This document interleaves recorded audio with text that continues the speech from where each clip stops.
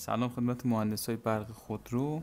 همونطور که میدونیم اوضاع کشور و حال هممون خوب نیست و نگرانی ها بیشتر از حد انتظار شده که امیدوارم هرچی سریعتر درست بشه این وضعیت سخت و دردناک. خیلی از هموطنامون خستن و نگران آینده ایران عزیزمونن.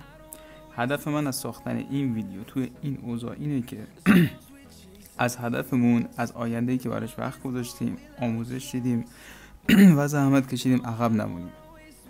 همه ما کنار همیم، یک دلیم و شریک دردها و نگرانی‌های همیم، چیزی که کاملا این روزا داره حس میشه. همینطور که از تایتل ویدیو متوجه شدید، میخوایم در رابطه با سنسور دور موتور صحبت کنیم. اینکه چیه، چه وظیفه‌ای داره، فرقش با سنسور میتسوپاپ چیه که البته اینو تو ویدیو قبلی کاملا توضیح دادیم، از چی تشکیل شده و اجزای تشکیل دهنده سنسور دور موتور چیا هستن که به شکل خلاصه و مختصر اما کامل توضیح داده میشه. سنسور دور موتور یا سنسور موقعیت میلنگ چیست؟ سنسور دور موتور یک حسگر الکترونیکی است که سرعت چرخش میلنگ را اندازه‌گیری می‌کند و این اطلاعات را به ECU ارسال می‌کند.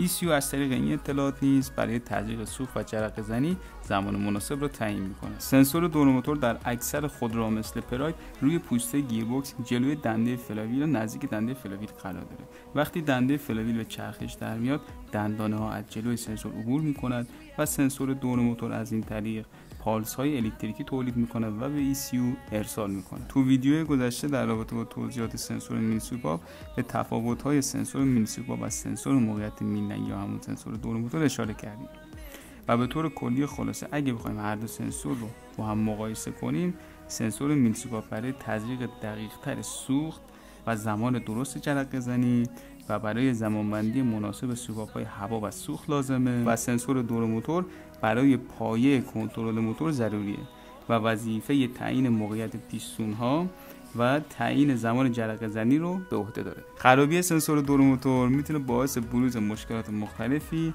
در عملکرد موتور بشه که شامل 1. روشن نشدن